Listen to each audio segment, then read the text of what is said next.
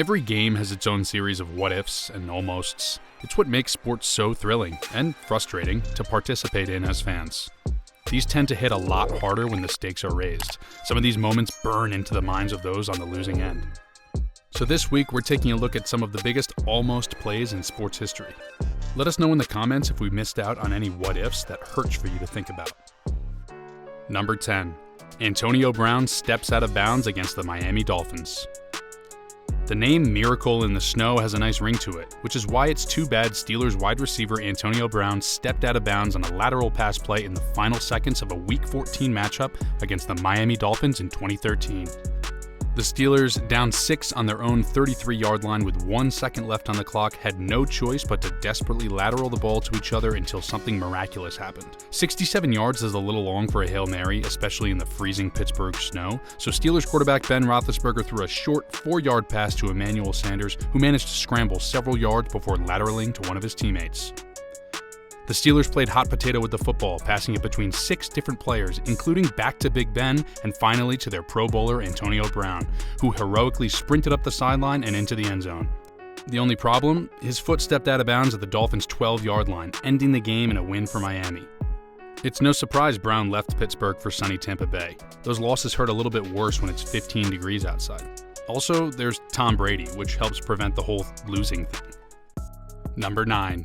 Carl Everett breaks up Mike Mussina's perfect game. There's no such thing as perfect, except in baseball.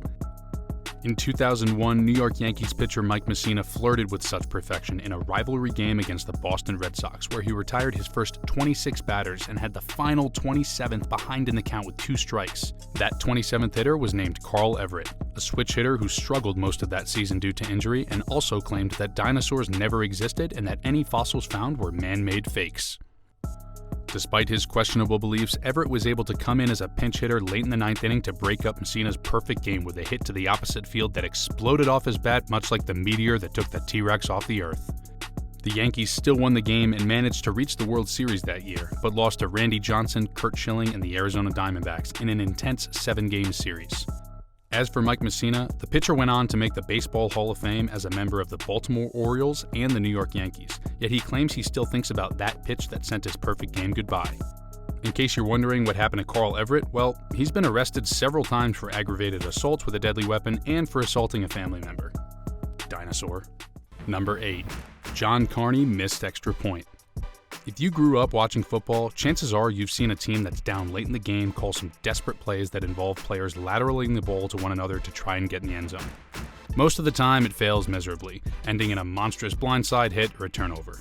Heck, it's impressive if the team even nets any positive yardage on one of those plays. That's why the River City Relay is often referred to as one of the best plays in NFL history, though you won't hear many Saints fans bringing it up.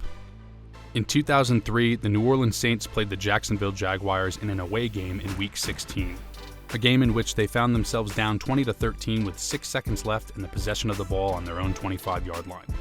Quarterback Aaron Brooks dropped back and quickly completed the pass to Dante Stallworth for 42 yards, but time was running out. Stallworth broke several tackles and lateraled the ball to Michael Lewis, who lateraled it back to Deuce McAllister, who finally lateraled it to Joe Panthen, who ran in the end zone with 0 seconds left on the game clock. The play was an absolute miracle, a rarity in football. So rare that it took the NFL 15 seasons to see another multilateral touchdown in a game when the Miami Dolphins did it against the New England Patriots in 2018. With the score now 20-19 after the play, all that was left to do was for the highly accurate kicker John Carney to knock in the extra point to send things to overtime. How accurate was he? Saints head coach Jim Haslett said at the beginning of the season that he trusted Carney so much he'd bet his life on him. Good thing he didn't mean that literally. Infamously, the kicker lined up and absolutely shanked the extra point wide right, causing the Saints to lose the game and sink the hearts of New Orleans players and fans. Even if he converted the kick, the Saints would still go on to miss the playoffs, but the legacy of the almost final play of that Week 16 game is drastically affected by his blunder. Number 7. Umpire blows call on the Galarraga perfect game. It's one thing for another player to ruin a perfect game in baseball, but it's way more brutalizing when it's one of the officials. In 2010, Detroit Tigers pitcher Armando Galarraga pitched what is famously referred to as the 28-out perfect game against the Cleveland Indians, a name given to his outing because of a blown call made by umpire Jim Joyce. Galarraga had retired the first 26 hitters he faced and was looking to accomplish something that had never been done by a player in a Detroit Tigers uniform. The 27th batter, Indian shortstop Jason Donald, hit a routine ground ball that had him beat at first base. Galarraga had done it. He pitched a perfect game. But before he could celebrate, Jim Joyce called Donald safe despite the ball clearly beating him to the bag. The call was devastating, but all Galarraga did was smile and retire the next hitter and win the game for the Tigers. After the game ended, Joyce tearfully apologized to the pitcher, fully knowing that he blew the call and cost the man a place in the history books. Galarraga remained calm, ironically stating "nobody's perfect" as his response to the matter. Him and Joyce even co-wrote a book with that same title, Nobody's Perfect, chronicling their experience after the game in which both were lauded for their sportsmanship. The book's title was apparently chosen over Galarraga's friend's suggestion, Nobody's Perfect, especially the guy who cost me the greatest moment of my life, which was too long. Number 6. Marian Hossa's chance in the 2008 Stanley Cup Final. The 2007-2008 Pittsburgh Penguins boasted one of the highest octane offenses in the National Hockey League with Marian Hossa, Evgeny Malkin, and Sidney Crosby. After Hossa joined the Penguins in a late-season trade in February, many favored Pittsburgh to win that season's Stanley Cup. As expected, they blitzed through the competition during the playoffs, beating in-state rival Philadelphia Flyers in 5 games to reach the Cup against the powerhouse Detroit Red Wings. The Penguins fell behind 3-2 in the series to Detroit before heading home to try and tie it. The Red Wings jumped ahead 2-0 in the second period and then exchanged goals with Pittsburgh to make the score 3-2 by the third after goals by Malkin and Hossa. In the final seconds of the last period, potentially the last of their season, the Penguins put the puck in the hands of their superstar Sidney Crosby, whose shot ricocheted off the goalpost. With time still on the clock, Hossa rebounded the shot and had a chance to put it in for the win but couldn't convert. The Detroit Red Wings were champions of the 2007-2008 season, which was also the last in a Penguins uniform for newcomer Marian Hossa, who left to play for the Red Wings the following year. The 2009 Stanley Cup ended up being a rematch of the two teams, though this time the Penguins prevailed against Detroit Red Wings against their former teammate. Number 5. Gronk's missed Hail Mary versus the New York Giants.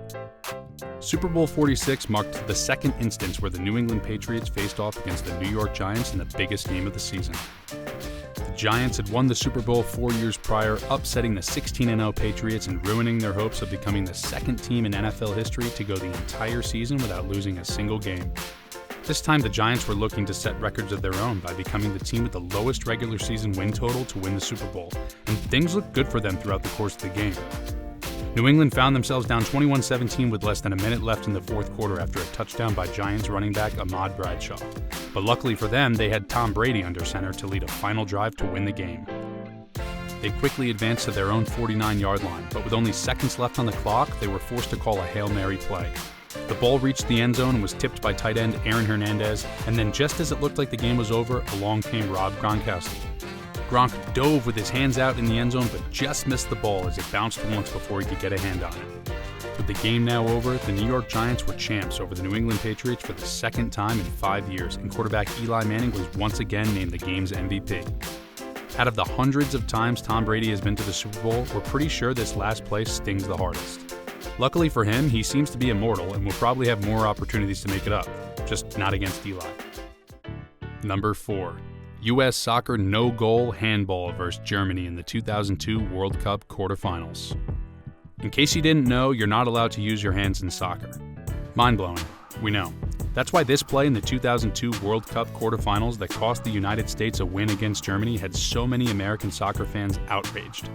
Down 1-0 in the 50th minute of the game, U.S. midfielder Claudio Reyna had an opportunity to convert a corner kick to tie things up, but his efforts were spoiled by the hands of German defender. Officials ruled that the play was legal, costing the U.S. the game and their best chance at winning a World Cup in decades. Had the officials issued a flag for a handball, the U.S. would have been awarded a penalty kick and a chance to tie the game and play in extra minutes, a situation many players on the team have been outspokenly confident in since that game.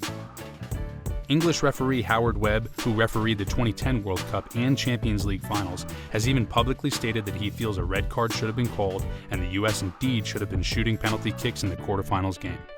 Oh well, shoulda, coulda, woulda doesn't do anything for anybody, and the U.S. probably would have lost in the finals against Brazil anyways. Number 3. Jim Harbaugh almost Hail Mary in the AFC Championship.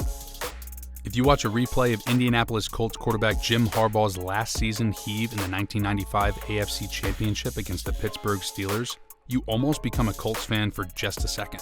Well, unless you're a Steelers fan, of course. The conference title game between the Colts and Steelers was a nail-biter throughout, and pressure started to really build for Indianapolis after Pittsburgh scored with 1 minute and 34 seconds left in the game to put the Steelers up 20-16. The Colts, led by Jim Harbaugh, pushed the ball downfield, narrowly avoiding an interception drop by defensive back Chris Olton and finally reaching the Steelers' 29-yard line with only 5 seconds left to play. There was time for only one more play, and what happened next is forever etched in the brains of Colts fans everywhere. Harbaugh took the snap, dropped back, and delivered a bomb of a Hail Mary to the end zone, a true definition of a jump ball. Players on both teams leaped up, desperately trying to win the game for their team and reach the Super Bowl, and eventually the ball fell to only one man. That man was Colts wide receiver Aaron Bailey, and the ball essentially fell in his lap, but he could not hold on. He never truly had possession, and it bounced on the ground before he could gather it for the score. The clock was already at 0, and the Pittsburgh Steelers became the AFC champions, and the Indianapolis Colts season, just like that, was over. The Steelers went on to lose in the Super Bowl against Brett Favre and the Green Bay Packers after that. But would the Colts have beaten them? I guess we'll never know. Jim Harbaugh says the memory still haunts him though, so that sucks. Number 2. Gordon Hayward near half-court game winner in the NCAA College Basketball Championship game. Before Gordon Hayward started breaking fantasy basketball owners' hearts, he was putting their lesser-known private school Butler on the map as a legitimate force in the NCAA. The forward from Indiana went into his in-state college as a measly 3-star recruit with limited hype going into his freshman season. He quickly turned heads in his first year, making the all-conference team for the Horizon League and led his Butler Bulldogs to the NCAA tournament as a 9 seed alongside future NBA head coach Brad Stevens. Hayward really blossomed his second year playing college basketball, winning Horizon League Player of the Year honors and honorable mention in the AP All-American team, and guided the Bulldogs to the NCAA tournament for the second straight year.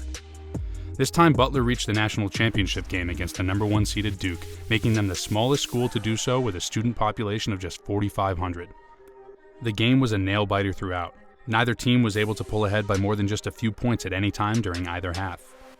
With just 3 seconds left in the game, Duke's center sank 1 of 2 free throws to give the Blue Devils a 61-59 lead. Hayward snagged the rebound after the miss and sprinted to the half-court line and threw up a prayer as the buzzer sounded, and just narrowly missed. The ball hit the backboard and bounced off the rim and cemented Duke as champions of the 2010 March Madness tournament. But had that shot gone in, it would have put Gordon Hayward in another stratosphere of basketball history. Not only did he lead the tiny private school from his home state of Indiana to their first championship game, but the game itself was played in front of 70,000 fans at the Lucas Oil Stadium in Indiana also. He would have been a real-life Jimmy Chitwood from Hoosiers. Still, Hayward went on to be drafted as the number 10 pick to the Utah Jazz in that year's NBA draft, making an all-star team once in his career so far before injuries started to derail his appearances. Still, it begs the question, how would we think about Gordon Hayward had he made that miraculous shot? Sadly, we'll never know. Number 1. Titans vs. Rams Super Bowl ending. The Super Bowl 34 showdown between the Tennessee Titans and the greatest show on turf St. Louis Rams was one for the history books. Neither team had won the big game before, but both were coming off of dominant regular season performances, posting records of 13-3 each. The Rams were led by their quarterback Kurt Warner, who won the league's coveted MVP award in just his first season as a starter in the NFL. St. Louis also boasted the league's leading offense in nearly every statistical category, and their running back Marshall Faulk became just the second player in league history to gain over 1,000 yards both rushing and receiving, earning him Offensive Player of the Year award and putting him second in MVP voting behind his own teammate. As for the Tennessee Titans, their season was less flashy numbers and more about their stifling defense, spearheaded by rookie defensive end Javon Kearse, who led the league in forced fumbles and finished second in Defensive Player of the Year voting behind Hall of Famer Warren Sapp. Both teams' defenses dominated in the first half, neither team allowing the other to reach the end zone. The Rams finally scored in the third quarter to give them a 16-0 lead, which the Titans quickly erased.